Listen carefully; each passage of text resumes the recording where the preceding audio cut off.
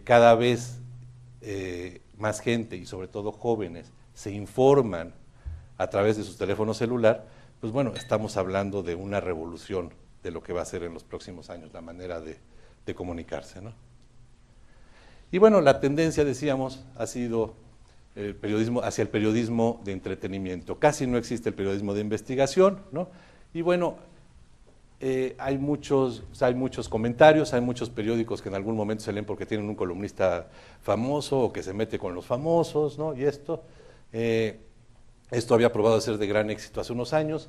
Ahora se le ocurrió la gran idea a Raimundo Rivapalacio de hacer un portal en internet donde publica todas las columnas juntas, ¿no? Y no tiene tanto éxito. Entonces hay que ver un poco qué está pasando ahí. Pero finalmente el rey del periodismo hoy en día es el periodismo de entretenimiento, ¿no? Incluso las noticias, ¿no? Si me hubieran dicho hace 20 años que un payaso iba a dar las noticias, ¿no? Como en el caso de Broso, y que esa iba a ser en algún momento la fuente más creíble de información, pues bueno, no lo hubiera creído, ¿no? Hoy es muy creíble. Y bueno, y tiene que ver con esto de que se parezcan cada vez más a las telenovelas, ¿no? Y esto tendríamos la tentación de pensar que esto lo inventó Televisa, ¿no? Hacen muy bien telenovelas, pues qué bien, cagan las noticias. Pero no, no sé si ustedes recuerdan el caso del juicio de O.J. Simpson en Estados Unidos. Fue la primera vez que las cadenas de televisión empezaron a utilizar una cortinilla, un tema musical, un logotipo para una historia, ¿no? Como si estuviéramos viendo un capítulo de Dallas en aquel entonces, o estuviéramos viendo un capítulo de una telenovela. Así empezaba, ¿no?, la cobertura del juicio. Lo volvieron a hacer con la Guerra del Golfo, con aquella primera Guerra del Golfo, y hoy ya lo vemos todo el tiempo, ¿no? Ya vemos cómo las historias llevan una continuación, una primera parte, una segunda parte, una tercera, un desenlace, ¿no? El bueno, el malo, el galán, ¿no?, etcétera, ¿no? ¿Hasta aquí alguna duda? Y bueno, decíamos, los medios de comunicación entonces son medio y son público, ¿no? Finalmente tenemos que conocerlos para poder a través de ellos comunicarnos con otros públicos. Modulan y amplifican los mensajes, ¿no? O sea, no pasan directos, ¿no? Aunque nosotros podríamos hacerlo. Tendencia al infoentretenimiento, ¿no? ¿Qué es esto? Lo que decíamos, cada vez se parecen más a la telenovela, cada vez tratan de hacer más divertida la información, ¿no? Tienen su propia agenda, ¿no? Y la competencia entre ellos es creciente. Decíamos, la situación económica los ha llevado a despedir muchísima gente, a reducirse mucho, y hoy se calcula que, bueno, las noticias importantes, sigues viendo el mismo número de noticias importantes si hay crisis o no hay crisis, ¿no? Y sin embargo el espacio del periódico es más reducido. Entonces, competir para publicar una noticia se vuelve mucho más difícil, ¿no? Y si nosotros tenemos buenas noticias que comunicar, es mucho más difícil, ¿no? O sea, las buenas noticias no venden, ¿no? Y si venden, incluso hay un estudio de Paul Slovic, de un psicólogo norteamericano, que dice que las fuentes de malas noticias son más creíbles que las fuentes de buenas noticias. La gente le pone más atención a las malas noticias que a las buenas noticias, ¿no? Y la gente además se recuerda más las malas noticias que las buenas noticias. Hace poco en Rumania aprobaron una ley que establece que los periódicos deben de publicar el mismo número de noticias positivas que de noticias negativas. Bueno, la ley no sirve de nada finalmente porque la gente de todos modos se irá directamente a las noticias negativas según esta teoría. Parece que es un fenómeno humano, ¿no?, de que tengamos esas consideraciones. Se ha hecho la investigación con medios, se ha hecho la investigación, por ejemplo, con gente enferma de cáncer incluso, ¿no? Y una vez que pasan su prejuicio optimista de que esto no me puede pasar a mí, por ejemplo, ya pasan a tenerle mayor consideración a las fuentes de malas noticias. Gente que no está enferma de cáncer, por ejemplo, si le dicen, bueno, hay unas fuentes de información que dicen que el cáncer es curable y otras que dicen que es incurable, la gente le cree más a las que dicen que es incurable, ¿no? Y todas estas series de consideraciones se ha hecho de muchas maneras, y parecería que pues así, de alguna manera así pensamos, así tomamos nuestras decisiones, ¿no? Quizás sería un poco en la carrera evolutiva como autoprotección, o curarnos en salud, ser más precavidos, no sé, quizá tenga que ver con esas cosas.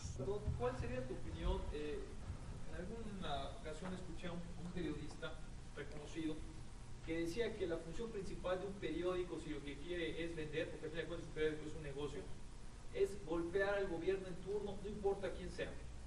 Este fenómeno, ahí ponías el diario de Yucatán, el diario de Yucatán es de una gran influencia a nivel sureste y marca la agenda de la opinión pública muchas veces.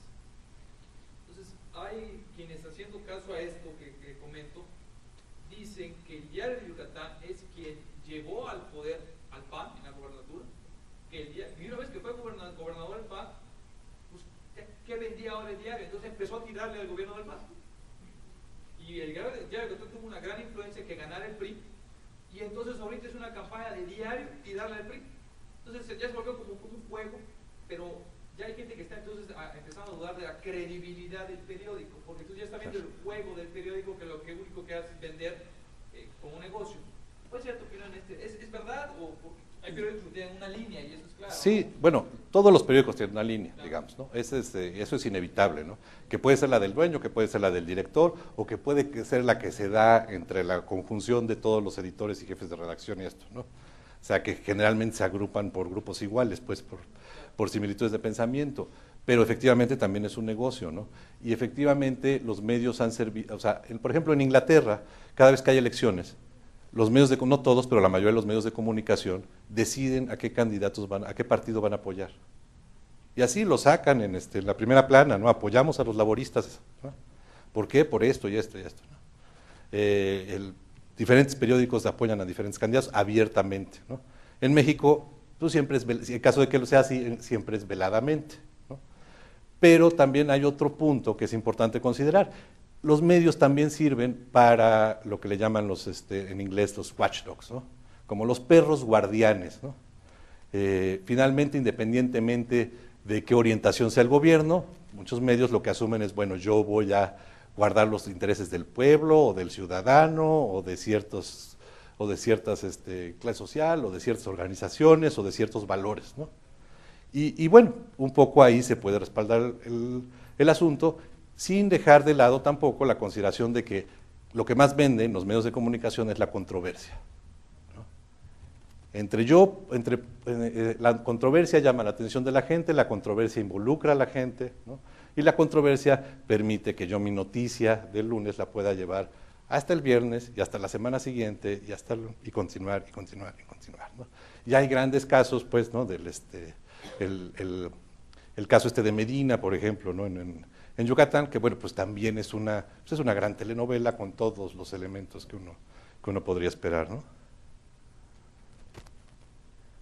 Ahora, ¿conviene hablar con los medios? O sea, ustedes pensarían, bueno, si tienen su propia agenda, si lo que buscan es la controversia, si lo que buscan es amarrar navajas, si no responden a nuestra agenda, sino a la que ellos quieren, ¿nos conviene hablar con los medios?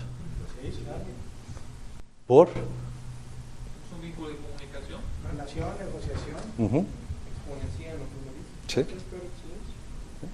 Bueno. O hasta identificar qué postura van a tener en determinados temas antes de que tú lances la nota. Claro.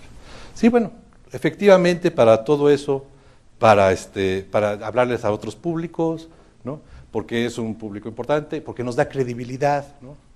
Porque sacar un anuncio no nos da tanta credibilidad como que lo digan los medios, ¿no? Porque sí, la gente sí piensa que es importante porque salió en el periódico, ¿no?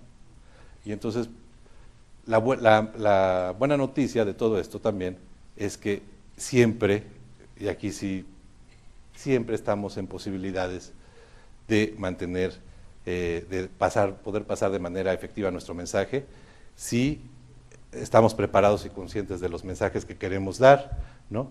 Si sabemos, si conocemos a los medios, si sabemos que han escrito sobre ciertos temas, ¿no? Si conocemos cuál es su agenda al respecto, si sabemos qué información es la que quieren. Y bueno, la improvisación aquí es la muerte, ¿no?